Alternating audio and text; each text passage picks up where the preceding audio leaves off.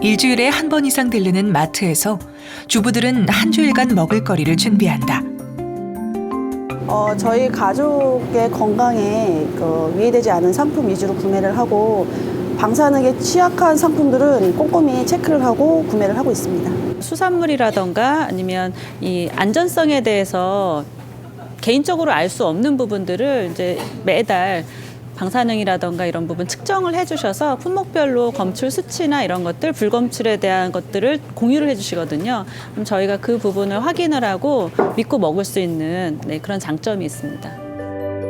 장바구니에 들어갈 식품을 고르는데도 주부들의 방사능에 대한 깊은 염려가 담겨 있다. 바닷물에는 칼륨 동위 원소가 많다. 그 때문에 한국인이 즐겨 먹는 수산물의 경우는 자연스럽게 자연 방사능에 노출되기도 한다. 방사능 자체에서 약간의 증상이 나타날 수 있는 증상을 1000ml 씹어서 보거든요. 그런데 100ml 이하에서는 별로 그런 증상이 없다 이렇게 밝혀져 있고요. 자연 방사능이 사실 공기에도 있고 우주에서도 날아오고 땅에서도 나오고 음식에도 있는데 그 양은 2.4. 2.4 중에서 음식으로 섭취될 양은 거의 0.1단위, 10%가 안 돼요. 자연 방사능에. 근데 자연 방사능의 90% 이상은 칼륨하고 탄소에 의한 거라서 이 두 개는 우리가 음식을 섭취하면 그걸 안 먹으면 죽기 때문에 워낙 양이 작은 데다가 다른 성분에 의해서 노출될 확률은 거의 없어요. 그러니까 음식으로 인한 방사능 섭취는 걱정할 필요가 없다. 2017년 1월 초 한 인터넷 커뮤니티에서는 한바탕 소동이 일었다. 국내에서 인기 있는 수입산 분유에서 방사능이 기준치 이상 검출됐다는 게시글 때문이었다. 주부들의 걱정스러운 글이 줄을 이었다. 문제를 일으킨 자료에 단위가 잘못 기재된 것이 문제의 원인이었음이 밝혀지면서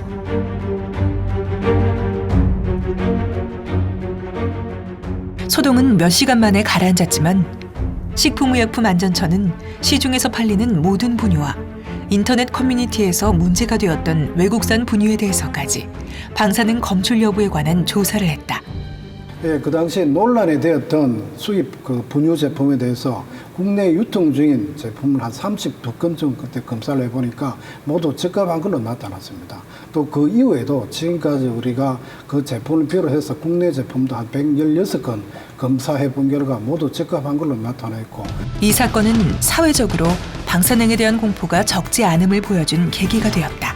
결과는 다행스럽게도 문제가 없는 것으로 나타났지만 인터넷 커뮤니티에서 주부들의 염려는 그러고도 한동안 계속되었다.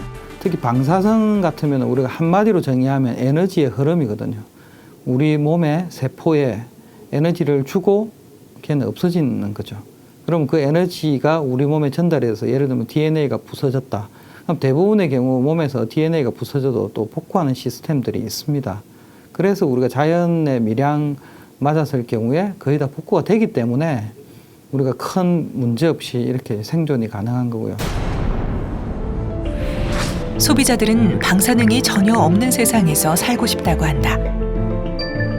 하지만 그게 가능한 일일까? 일본 사고 이후에 상당히 방사선에 민감하고 있는데요.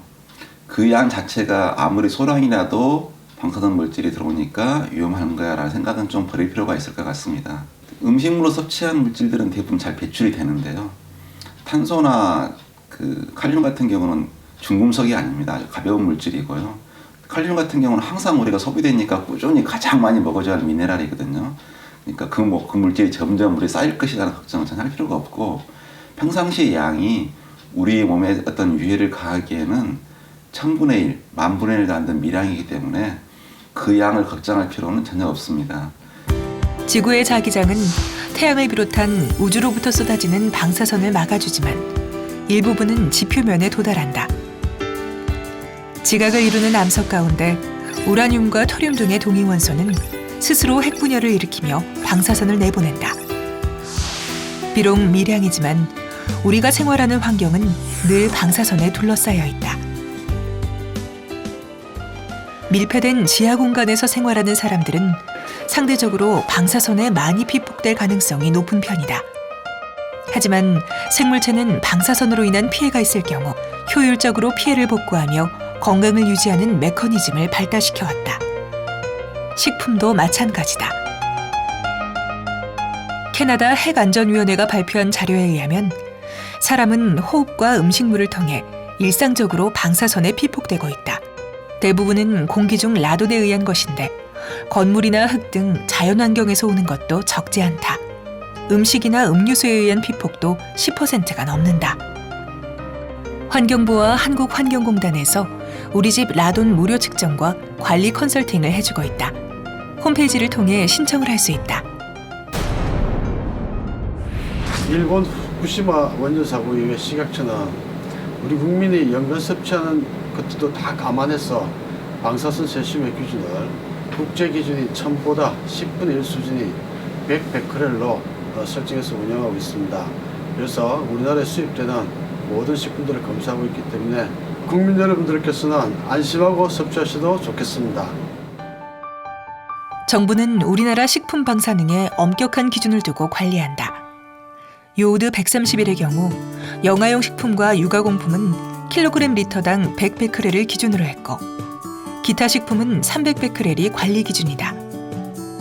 세슘의 경우는 당초 370베크렐로 했다가 100베크렐까지 낮춘 임시 기준을 적용한다.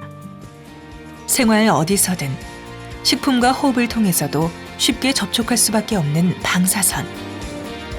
진단과 치료용 등 이로운 이용법도 많지만 일반인에게 방사선은 여전히 두려움의 대상이다. 막연한 공포는 마음을 위축시킨다. 정확히 알아갈수록 공포감은 줄어들고 자유는 커진다. 엄격한 관리는 정부의 책임이다. 그리고 알아가기 위한 노력은 소비자의 몫이다.